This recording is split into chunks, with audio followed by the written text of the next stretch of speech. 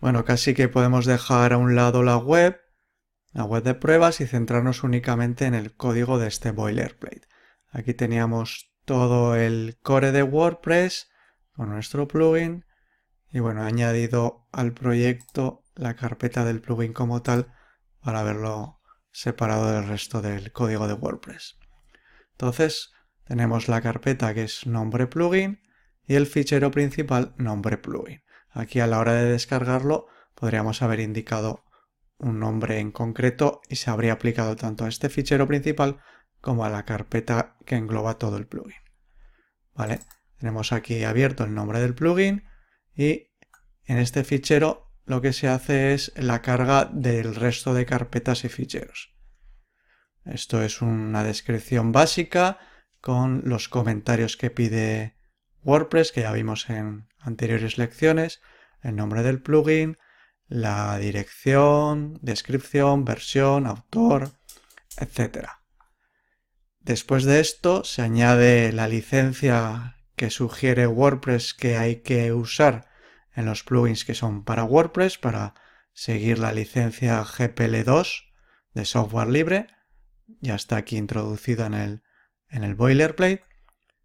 Y lo siguiente que se hace es una función básica de seguridad que en el caso de que no esté definida esta función, esta variable no esté definida, esta constante, pues quiere decir que no estamos en WordPress.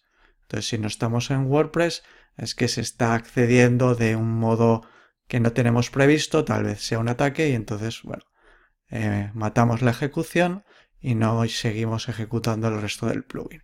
Esto es como una medida de seguridad, revisando que está esta constante y por tanto estamos dentro del ciclo de WordPress. Vale, lo siguiente son dos hooks un poco especiales que solo se lanzan en el momento de activar y desactivar el plugin. Esto sería similar a lo que ya vimos de engancharnos a un hook, solo que lo hacíamos con add action. Aquí ponemos el nombre del hook y después aquí poníamos el nombre de la función callback. Entonces, así es como nos enganchamos a un hook, add action, nombre del hook, nombre de la función, y este sería otra forma especial para este hook concreto de activación y desactivación del plugin. Entonces, en vez de add action y el nombre del hook, es register activation hook. Después aquí tiene que ir el path del plugin y después la función. En este caso, la he insertado de forma anónima para no tener que declarar la función y después llamarla, que sería como en este caso poner aquí la función y tener aquí dentro el código de la función, con una función anónima. Entonces aquí lo que está hecho es eso, es llamar a este hook especial que se llama de este modo, con el fichero, la ruta del fichero aquí y la función anónima. Dentro de esta función anónima, pues hacemos una llamada a un fichero. Vamos a ver primero cómo tenemos esto. Vamos a ir al plugin mejor. Voy a borrar esto. A guardar. Y vamos a ir por aquí. Vamos a ver qué está mostrando esto. Para eso vamos a hacer uso de nuestra función de ayuda del plugin de ayuda al desarrollo. Entonces, esto sería como un bardam, pero más estiloso. Ponemos D y file. Vamos a ver qué nos muestra esto.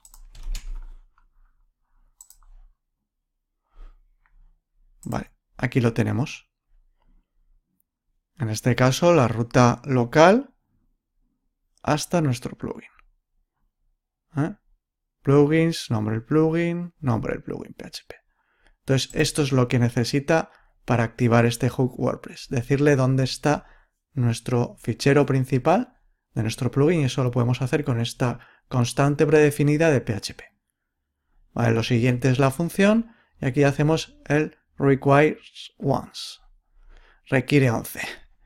Entonces aquí lo que hacemos es decirle dónde está el fichero que queremos ejecutar en el momento que se lance este hook, que es en la activación.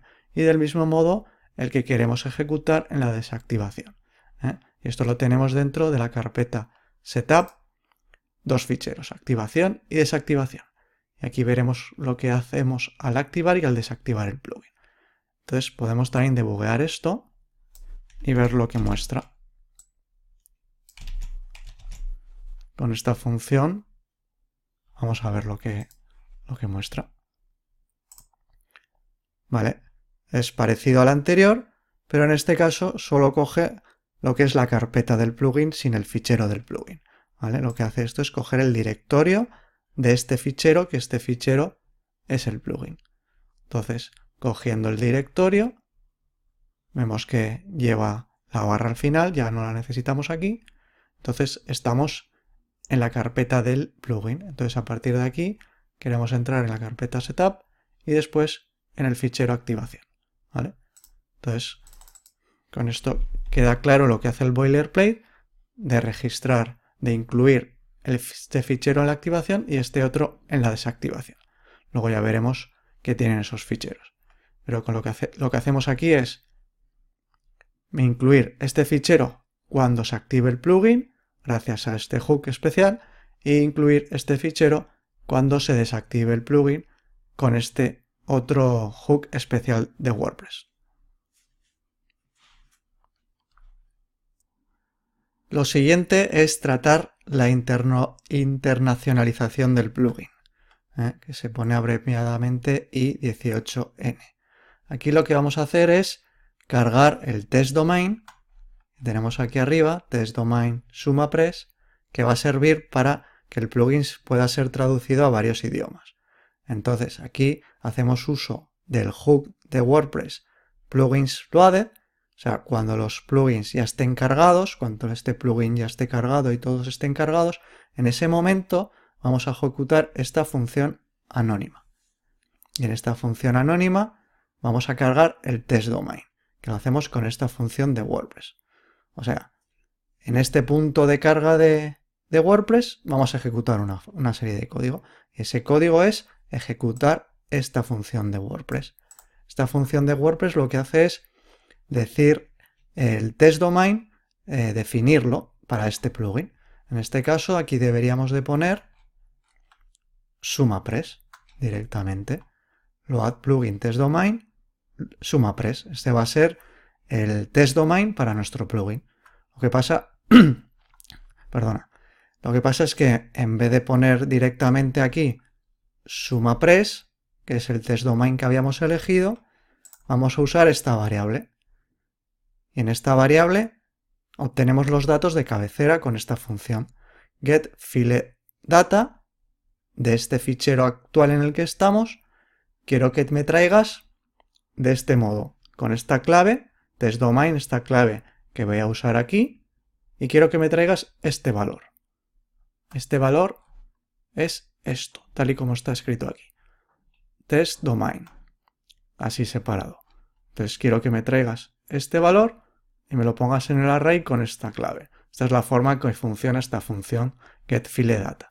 Entonces obtiene los datos de este fichero y lo pones en el array con esta clave. Entonces ya lo tengo aquí dentro de esta variable, ese testDomain, y ahora lo uso aquí. Entonces en vez de escribir directamente el testDomain, lo tengo de modo dinámico.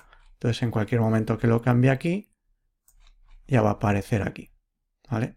Y con esta función cargamos lo que es el test domain para la internacionalización del plugin. ¿Vale?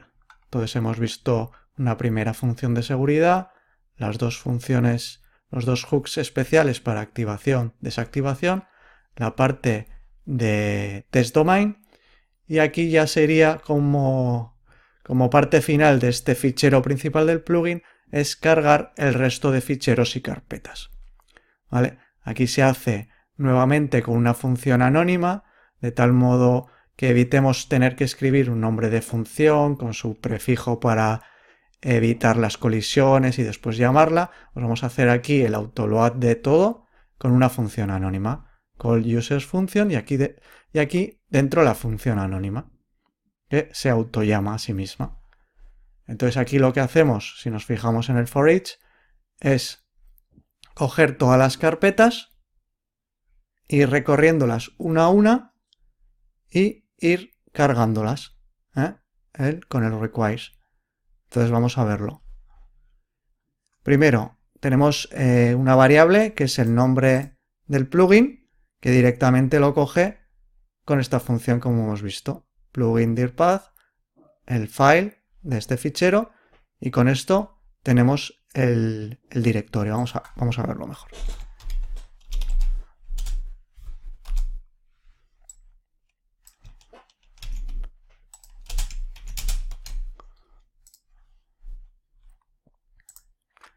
¿Ves? Tenemos como antes toda la ruta hasta la carpeta. Esto es el directorio del plugin, ¿vale? Lo siguiente, vamos a indicar qué carpetas no queremos que recorra para incluir.